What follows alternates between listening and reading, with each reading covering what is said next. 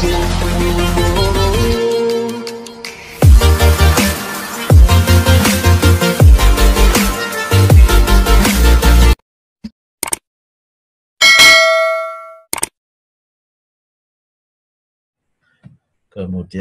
dikalikan 1 dibagi 5,5 dikalikan 1578 ya.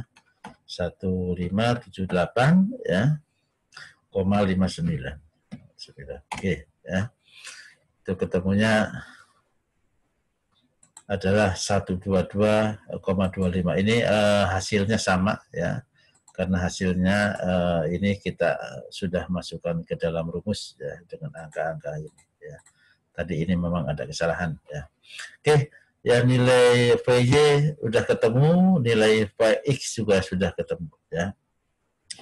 Ya sekarang nilai V ini ya baik VY maupun VX kita distribusikan ke masing-masing lantai ya dengan menggunakan rumus ini ya. Nah ini karena nilai H per B-nya lebih kecil daripada 3, otomatis rumus yang kita gunakan adalah ini. Kecuali kalau nilai V, nilai H per B-nya ya tinggi gedung per lebar bangunannya lebih besar daripada 3, ini nanti rumusnya berlainan dari sini ya. Kita nilai V-nya itu ambil dulu sebesar 10% atau 0,1 ya. Kemudian sisanya 0,9 kita distribusikan ke masing-masing lantai yang nilai 0,1 tadi atau 10% kita tambahkan ke lantai yang paling atas ya. Oke ya, kita untuk menghitung ini kita menggunakan sistem tabel ya. Di sini ada arah sumbu X, arah sumbu Y ya. Lantai 1, lantai 2, lantai 3, dalam sumbu X juga sama ya, lantai 1, lantai 2, lantai 3 ya. H tinggi bangunan ya, setiap lantai 1 4 meter, lantai 2 8 meter, lantai 3 12 meter. Ya, untuk sumbu X juga sama ya. Oke, WI berat bangunan masing-masing lantai ya dalam portal sumbu X ya, lantai 1 dan lantai 2 sama, lantai 3 berlainan ya atau lantai atap ya. Ini juga sama ya, lantai 1 dan lantai 2 sama, lantai 3 berlainan ya. Kemudian W dikalikan H ya, ini dikalikan ini adalah ini seperti itu ya. Kemudian ini ya 8 dikalikan 913,16 ya. Ini adalah ini dikalikan ini ya. Kemudian V adalah dari sini ya untuk sumbu Y ya 183,37 ya. Sehingga didapatkan ini ya. Ini adalah beban gempa pada lantai ke-1 arah sumbu Y ya. Dari mana angkanya ya? Berarti ini ya dibagi dengan ini dikalikan ini ya. Kemudian yang ini ya berarti ini dibagi dengan ini dikalikan ini ya. 628,27 ya, ini dibagi ini dikalikan dengan ini ya. Ya untuk arah sumbu X saya kira perhitungannya analog ya, sama ya. Berarti ini adalah beban gempa pada lantai 1 arah sumbu X ya.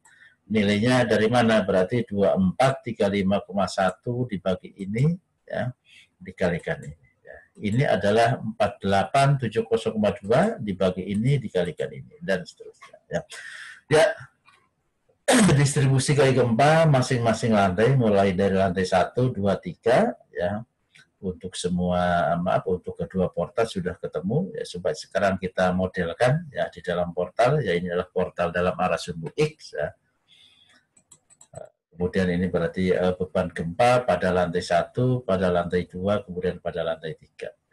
Lantai 1 25,58 ya, lantai 2 51,16 ya. Kemudian lantai 3-nya adalah 45,51 ya. Kemudian model struktur dalam arah sumbu Y ya, ini ya. Pada lantai 1 bekerja gempa sekian 38,37 ya. Dari sini lantai 2 76,74 ya. Kemudian lantai 3 68,27 ya, 68,27. Ya, ini adalah beban gempa terakhir ya. Ini nanti yang akan kita analisis ya, berbarengan dengan beban yang lain ya. Misalkan beban gravitasinya nanti ada beban mati dan beban hidup ya. Kemudian kalau memang mau ditinjau beban anginnya ya kita masukkan sendiri ya, atau kita hitung ya. Ya, di sini analisis struktur pada tahap ini ya, akibat beban gempa mati dan hidup adalah untuk mengetahui ya gaya-gaya dalam, ya gaya dalam yang bekerja pada struktur portal itu berarti ada momen, ya, kemudian ada gaya lintang, kemudian gaya aksial, ya, atau gaya normal, ya, yang selanjutnya nanti akan kita gunakan di dalam tahap perencanaan struktur, ya, misalkan ngitung fondasi, ya, kemudian ngitung kolom dan ngitung balok, ya, baik pada struktur baja, ya, portal baja maupun pada portal beton bertulang, ya. Ya, ini setidaknya ada kurang lebih 21 step, ya, 21 langkah, ya, dalam perhitungan beban gempa pada struktur gedung, ya, menggunakan metode statik ekuivalen, ya. Ya, mungkin saya coba akan tambahkan sedikit, ya, bagaimana cara mendapatkan atau membaca, ya, membaca nilai simpangan, ya, atau nilai drift, ya, pada masing-masing lantai ini, ya, pada portal, ya, akibat beban gempa. Ya, saya tunjukkan sedikit, mungkin di antara Anda ada yang belum pernah mencoba ini di dalam program aplikasi SAP 2000, ya, mungkin coba akan saya singgung sedikit, ya. Ya, saya close dulu, ya, untuk